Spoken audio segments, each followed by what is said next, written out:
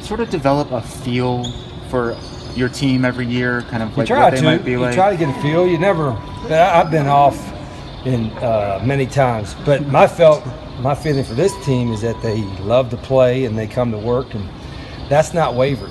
And obviously now we're close to the game, and their enthusiasm is pretty high. So I think they're, whether we're ready to execute well, I would hope so, but I know they're ready to play a game.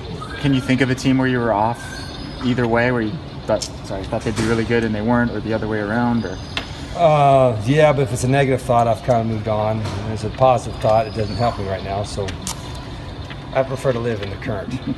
Do you remember any quirks of that stadium in terms of where the field is?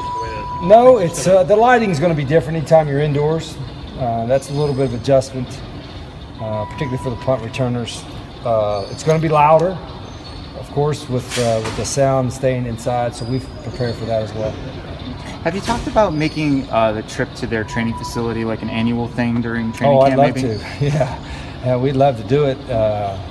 In fact, that's a pretty good idea. Maybe we'll try that again, because it is, having their indoor facility and just, being in the pro atmosphere, so to speak, where it's, I think it's pretty neat for the players. So I wouldn't mind doing it, sure.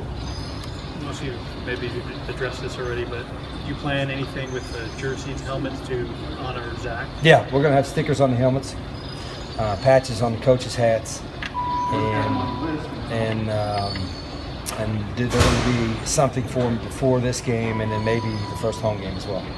No matter what happens with the quarterback situation, you like what's happened to this point? Yeah, I like the way they competed. They've gotten a lot of reps. They're running the whole offense, and they've gotten better. That was the biggest thing. They've gotten better. Now, the true test, obviously, is in the game. But they're better than they were 3.5 weeks ago, and that's what we're wanting. Have you heard the term, if you have two quarterbacks, you don't have one? Yeah, I mean, that's like every other term somebody comes up with. Somebody puts a term down and says, oh, that makes sense, and then, it becomes like gospel for the next 50 years. I'd rather have two than none. I'd rather have two than one. And I've had two in the past, and I've always had one. Maybe he didn't play real well, but I've always had one. But most of the time, I've had at least two that I felt pretty good about.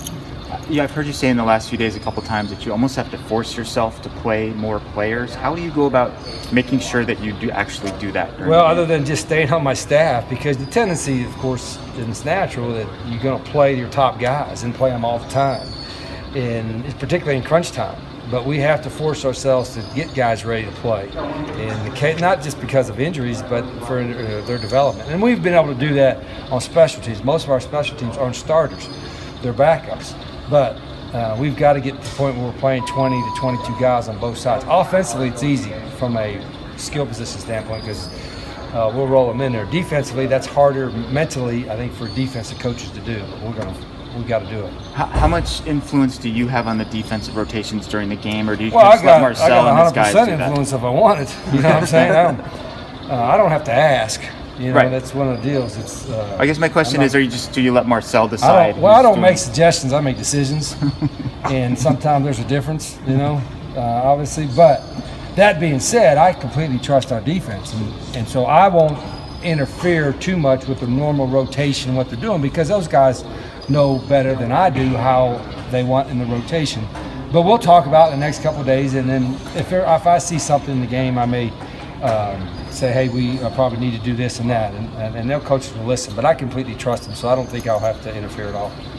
Do you treat this as a typical road game, or is there a difference because it is closer to home? It's a typical road game because we're traveling. It's not our home stadium. It's not our home locker room.